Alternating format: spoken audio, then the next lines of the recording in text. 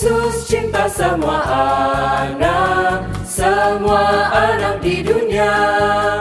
Kuning, putih, dan hitam, semua dicinta Yesus. Yesus cinta semua anak di dunia. Yesus cinta semua anak di dunia. Kuning, putih, dan hitam, semua dicinta Yesus. Yesus cinta semua anak di dunia. Yesus cinta semua anak di dunia. Kuning, putih, dan hitam, semua dicinta Yesus. Yesus cinta semua anak di dunia. Yesus cinta semua anak di dunia. Kuning, putih, dan hitam, semua dicinta Yesus. Yesus cinta semua anak di dunia.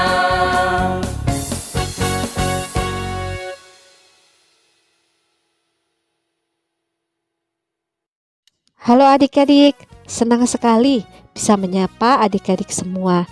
Kakak harap adik-adik tetap sehat dan juga senantiasa bersukacita.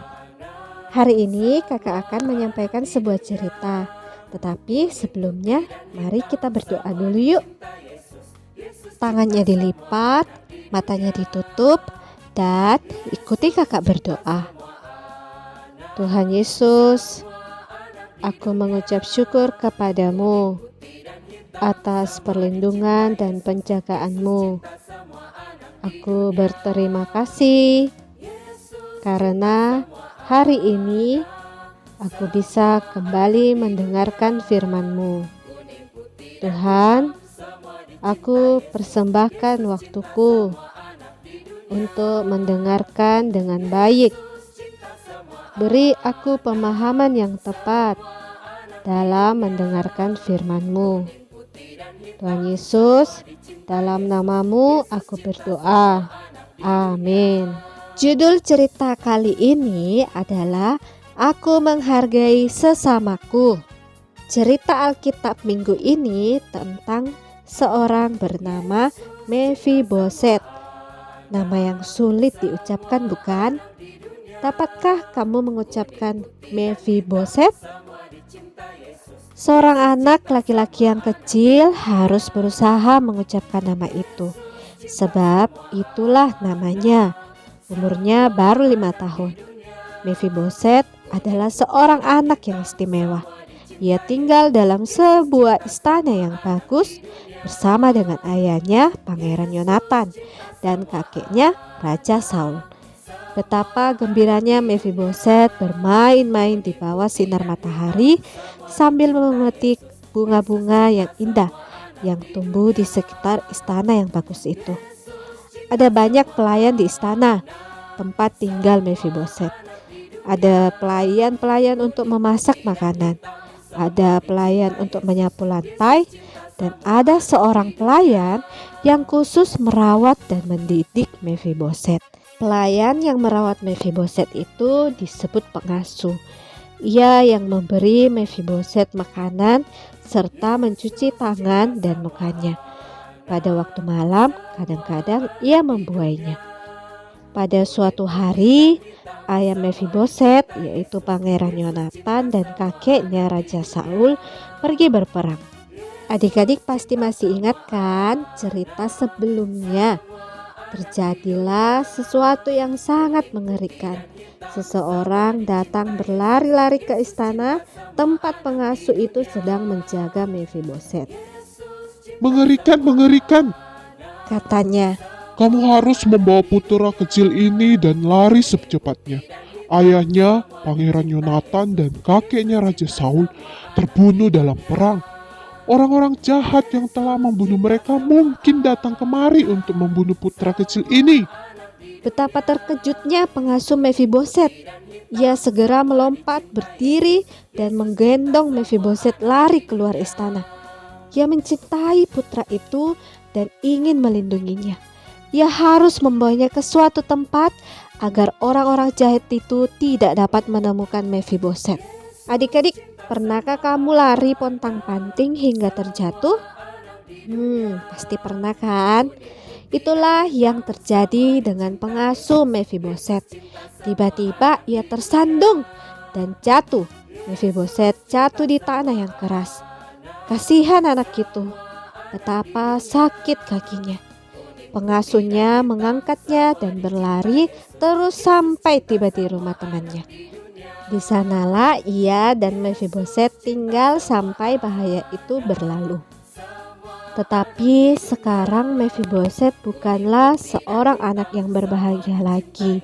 Walaupun ia menjadi besar dan tinggi, ia tidak bisa berjalan seperti anak laki-laki yang lain.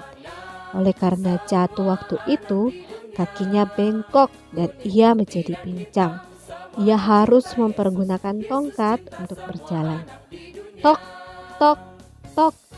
Begitulah bunyinya jika Mefiboset berjalan. Namun, pada suatu hari terjadilah sesuatu yang mengherankan. Sesuatu yang begitu mengherankan sehingga kamu akan merasa gembira apabila kakak menceritakan kepadamu. Daud yang telah menjadi raja ingin mencari sanak famili Raja Saul dan Pangeran Yonatan. Dengan cepat, ia memanggil Sibah, hamba keluarga Raja Saul. Apakah sahabat karib saya, Yonatan, mempunyai anak-anak yang masih hidup? Tanya Raja Daud. Dengan segera Raja Daud memerintahkan untuk memanggil Mefiboset ke istana. Tok, tok, tok. Bunyi tongkat itu waktu Mefiboset datang mengunjungi Raja Daud. Mefiboset sangat takut sebab ia tidak tahu apa yang dikehendaki Raja Daud. Ia membungkuk rendah sekali di hadapan Raja Daud. Jangan takut, Mefiboset. Kata Daud. Aku tidak akan menyakiti kamu. Aku mengasihi ayahmu Yonatan dan aku akan mengasihi kamu juga. Aku akan mengembalikan kepadamu segala ladang Saul, nenekmu, dan engkau akan tetap makan sehidangan dengan aku. Adik-adik, walaupun Mefiboset timpang, Daud tetap mengasihinya dan menghargainya. Daud tidak menghinanya atau mengejeknya. Di seluruh dunia ada banyak orang yang percaya kepada Tuhan Yesus. Meskipun cara kita berbicara dan berpakaian berbeda-beda, kita semua adalah harta kesayangan Tuhan dan juga bagian dari gerejanya. Karena itu, kita tidak boleh menghina orang lain. Kita harus saling menghargai. Adik-adik, kakak akan memperlihatkan kepada kalian beberapa gambar. Nah, dari gambar ini kalian bisa melihat bahwa ada orang yang tidak masuk ke dalam kelompok. Nah, adik-adik, kakak mau tanya, bagaimana perasaanmu ketika tidak berada di dalam sebuah kelompok? Ditinggalkan atau ditolak untuk masuk ke dalam kelompok sungguh menyedihkan dan tidak bahagia, bukan? Itulah sebabnya kamu tidak boleh mengejek atau menghina temanmu. Ketika kamu menghargai orang lain, mereka akan merasa diterima dan berharga. Itulah yang Tuhan Yesus lakukan. Ayo adik-adik, kita berdoa yuk. Lipat tangannya, matanya ditutup, dan ikuti kakak berdoa. Tuhan Yesus, terima kasih karena Engkau menerimaku dan sangat mengasihiku. Tuhan, aku mau belajar untuk menghargai orang lain dan juga belajar mengasihi saudaraku dengan kasih Tuhan Yesus. Terima kasih Tuhan. Dalam namamu aku berdoa. Amin. Ayat hafalan untuk minggu ini adalah Amsal pasal 14 ayat 21. Siapa menghina sesamanya berbuat dosa, tetapi berbahagialah orang yang menaruh belas kasihan kepada orang yang menderita. Jangan lupa untuk menghafalkan ya adik-adik dan kirim videonya ke kakak gembala. Tuhan Yesus memberkati. Sampai jumpa di video selanjutnya. 1 Korintus 13 ayat 5. Ia tidak pemarah dan tidak menyimpan kesalahan orang lain. Amin. 1 Korintus pasal 13 ayat 5. Ia tidak pemarah dan tidak menyimpan kesalahan orang lain. Amin. Tuhan, sekarang Keke ingin menghafal ayat 1 Korintus pasal 13 ayat 5. Ia tidak pemarah dan tidak menyimpan kesalahan orang lain. Amin. Puji Tuhan. Haleluya. Haleluya, puji Tuhan. 1 Korintus pasal 13 ayat 5. Ia tidak memarah dan tidak menyimpan kesalahan orang lain. Amin. Haleluya.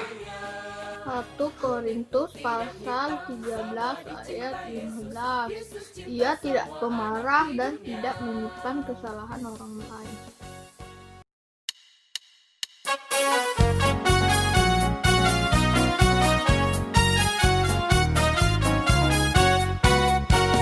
Yesus cinta semua anak di dunia. Kuning, putih, dan hitam, semua dicinta Yesus. Yesus cinta semua anak di dunia. Yesus cinta semua anak di dunia. Kuning, putih, dan hitam, semua dicinta Yesus. Yesus cinta semua anak di dunia. Yesus cinta semua anak di dunia.